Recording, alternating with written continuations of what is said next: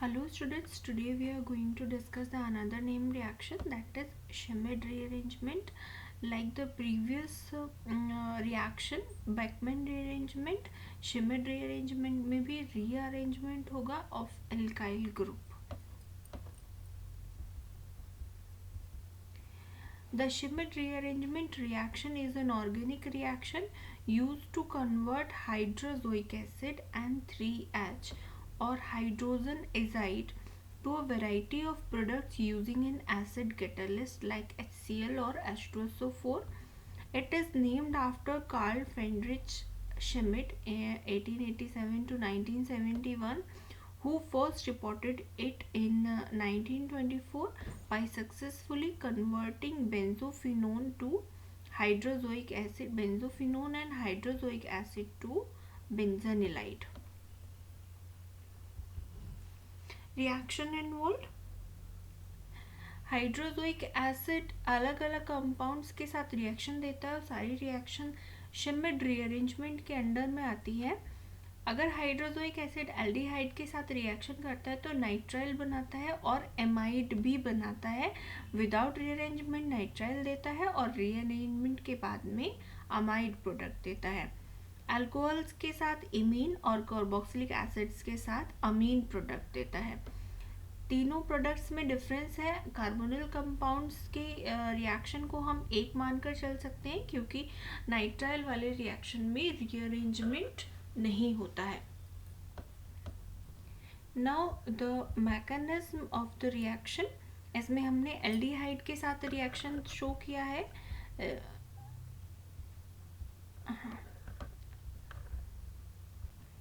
तो यहाँ पर क्या होगा, जब हम एल्डिहाइड की रिएक्शन कराएंगे, एसिड की प्रेजेंस में रिएक्शन हो रही है तो H प्लस से रिएक्शन होगी.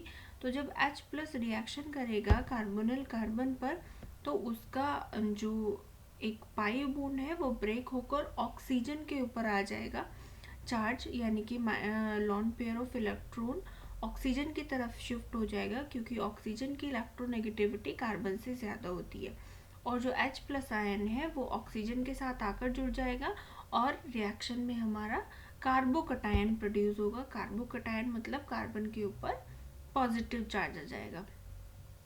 अब हम इस कार्बोकटायन की रिएक्शन कराते हैं हाइड्रोजोइक एसिड या हाइड्रोजन एजाइड के साथ.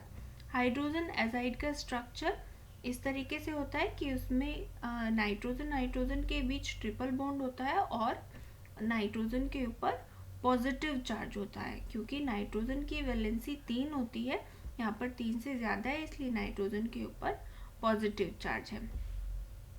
अब इस जो ये हमें कंपाउंड मिला है इसमें से ये OH आयन और H प्लस आयन दोनों निकलकर H2O बनाकर रिएक्शन से निकल जाएंगे.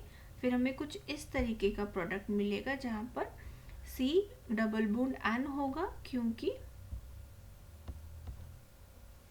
क्योंकि जब ये हाइड्रोजन निकलेगा तो इसका बॉन्ड इधर शिफ्ट हो जाएगा कार्बन और नाइट्रोजन के बीच में और कार्बन और नाइट्रोजन के पास बीच में डबल बॉन्ड आ जाएगा.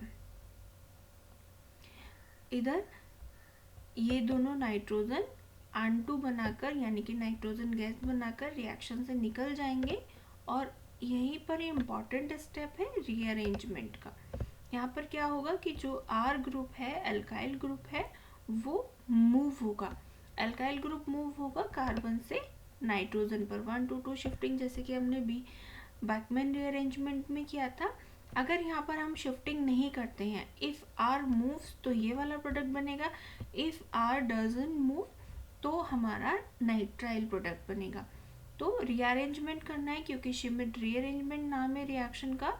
तो जब R ग्रुप यानी कि एल्काइल ग्रुप कार्बन से नाइट्रोजन पर शिफ्ट होगा तो हमारे पास ये प्रोडक्ट आएगा और कार्बन के पास प्लस का चार्ज आ जाएगा, कार्बोकटायन बन जाएगा.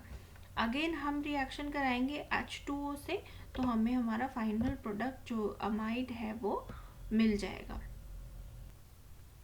The reaction given is for aldehyde reagent and it can be easily extended to other reagents like carboxylic acid and ketones and alcohols. And the reaction begins with abstraction of proton. जो हम aldehyde का reaction mechanism हमने किया है उसमें reaction start होती है abstraction of proton से। जो भी हम एसिड यूज़ कर रहे हैं उससे प्रोटोन लेंगे और वो प्रोटोन हमारे कार्बोनिल कंपाउंड के साथ रिएक्शन करेगा, एल्डिहाइड के साथ रिएक्शन करेगा और उसको फ्यूचर अटैक के लिए एक्टिवेट करेगा। नेक्स्ट स्टेप में क्या होगा कि वाटर मॉलिक्यूल जनरेट होगा। जब हाइड्रोजोइक एसिड अटैच हो जाएगा तो उससे वाटर मॉलिक्यूल जनरेट होगा और वो एजाइड एनायन प्रोड्यूस करेगा। यही एजाइड एनायन बाद में नाइट्रोजन गैस देगा और रीअरेंजमेंट के बाद हमें फाइनल प्रोडक्ट मिलेगा अमाइड, और अगर हम रीअरेंजमेंट नहीं करते हैं तो हमें नाइट्राइल्स प्रोडक्ट मिलेगा। Now synthetic application in the preparation of primary amines, Schmidt rearrangement reaction is used in the production of primary amines from carboxylic acids, and from alcohols it generate amines, and from ketones it generate amides, and from aldehydes it generate nitriles without rearrangement. In the preparation of natural products such as lactams and alkaloids, it is used in the production of caprolactam.